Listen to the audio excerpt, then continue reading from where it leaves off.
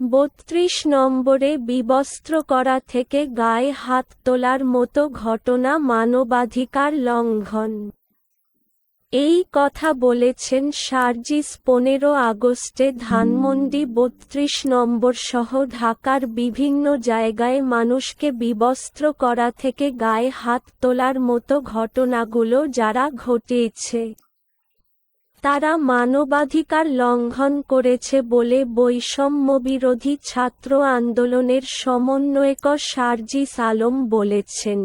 সার্জিস বলেছেন, ধানমন্ডি ৩২ সহ ঢাকার বিভিন্ন স্থানে এমন অনেক অনাকাঙ্ক্ষিত ঘটনা ঘটেছে যেগুলো আমাদের গণ অভ্যুত্থানের স্পিরিটের সঙ্গে যায় না। এগুলো কোনোভাবেই আইনসঙ্গত নয়। আজ শুক্রবার সকালে ঢাকা বিশ্ববিদ্যালয়ের অমর একুশে হল প্রাঙ্গণে সাংবাদিকদের সঙ্গে কথা বলেন সার্জিস আলম। তিনি শিক্ষার্থীদের উদ্দেশ্যে স্পষ্ট করে বলেছেন, বৈষম্যবিরোধী ছাত্র আন্দোলন কোনো কর্তৃপক্ষ নয়, বরং একটি প্রেসার গ্রুপ।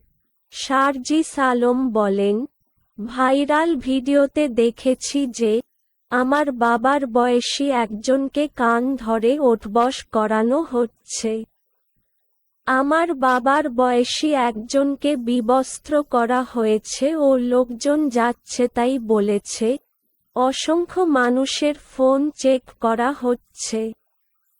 আমার মায়ের বয়সী একজনের গায়ে হাত তোলা হয়েছে এবং সাংবাদিক ভাইবোনদের ওপর হামলার বিভিন্ন ঘটনা আমরা প্রত্যক্ষ করেছি। এমন অসংখ্য অনাকাঙ্ক্ষিত ঘটনা ঘটেছে। গত ১৬ বছরের নির্যাতন, নিপীড়ন, কথা বলার অধিকার হরণ, দুর্নীতি, নিপীড়ন ও অত্যাচারের বিরুদ্ধে, এগুলোর বিরুদ্ধেই ছিল আমাদের অভ্যুত্থান। আমরা এমন একটি বাংলাদেশ চেয়েছি যেখানে সবাই সবার কথা বলতে পারবে, মত প্রকাশ করতে পারবে, যে যে ধারায় বিশ্বাসী সে অনুযায়ী কাজ করতে পারবে, এই স্বাধীনতাগুলো থাকবে। গতকাল আমরা এমন বেশ কিছু চিত্র দেখেছি যে জায়গাগুলোতে শিক্ষার্থীদের অংশগ্রহণ ছিল। আমরা জানি না ওই শিক্ষার্থীরা কোন মতাদর্শ ধারণ করে। তাদের ডিফাইনও করতে পারব না।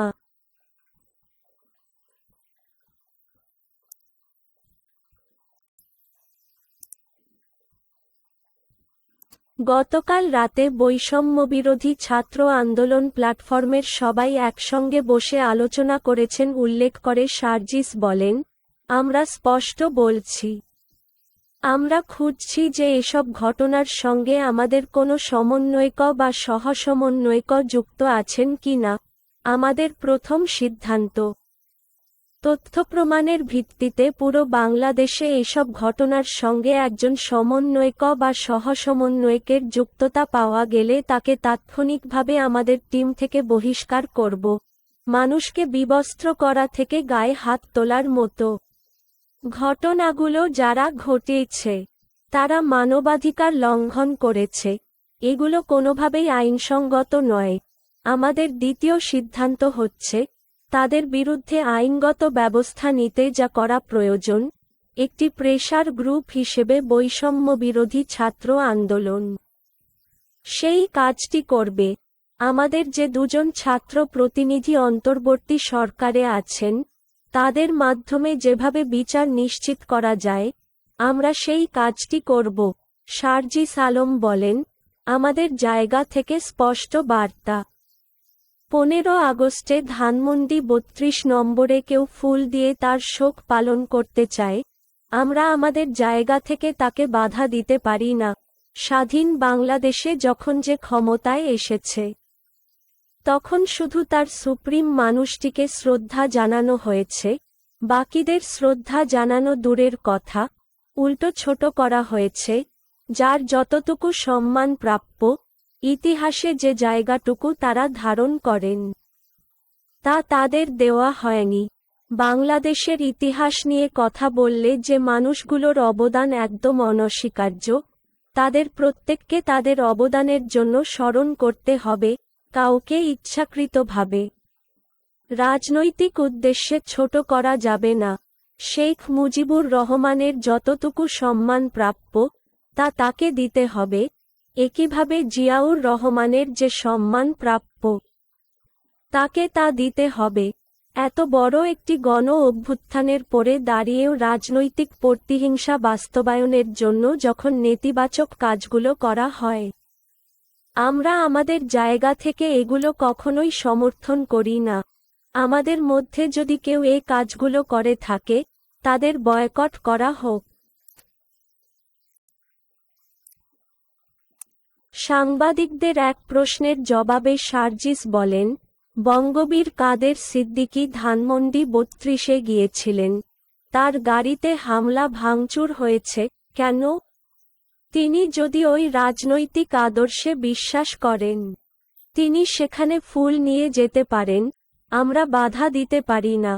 বরং আমরা যদি মনে করি, তিনি যে রাজনৈতিক আদর্শে বিশ্বাস করেন, যে ব্যক্তিকে তিনি অনুসরণ করেন, তিনি অনুসরণযোগ্য নন, আমরা তাকে বয়কট করতে পারি, কিন্তু তার গাড়িতে হামলা করা বা গায়ে হাত তোলার অথরিটি আমাদের কেউ দেয় না। বৈষম্যবিরোধী ছাত্র আন্দোলনের পক্ষ থেকে আমরা সব জায়গায় বলেছি, যেটি ন্যায্য ও ন্যায়সঙ্গত, সেটিই যেন বাস্তবায়ন হয়। আমরা কর্তৃপক্ষ নই। বৈষম্যবিরোধী ছাত্র আন্দোলনের পক্ষ থেকে শিক্ষার্থীদের উদ্দেশ্যে কিছু বার্তা দিয়েছেন সার্জিস আলম।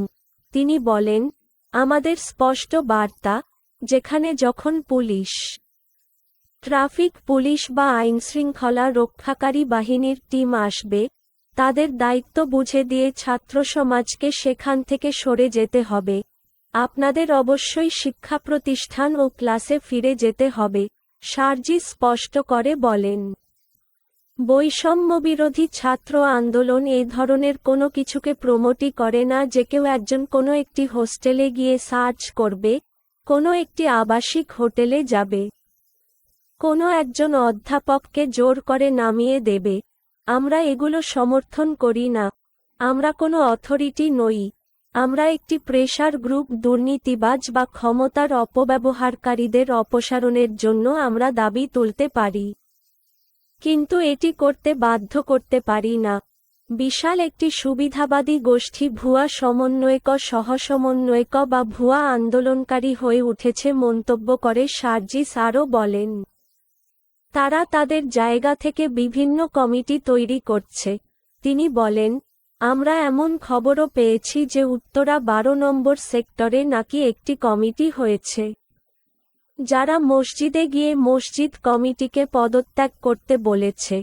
অথচ আমরা আমাদের জায়গা থেকে শুধু বিশ্ববিদ্যালয় বা শিক্ষা প্রতিষ্ঠান ভিত্তিক কমিটি দিয়েছিলাম, ব্যক্তিগত উদ্দেশ্য এবং কিছু রাজনৈতিক উদ্দেশ্য বাস্তবায়নের জন্য এই মানুষগুলো এমন কিছু কাজ করছে, যা অপ্রত্যাশিত। অন্তর্বর্তীকালীন সরকার একটি স্থিতিশীল অবস্থায় আসার পর আমরা এই প্ল্যাটফর্মটির বিষয়ে সিদ্ধান্ত নেব।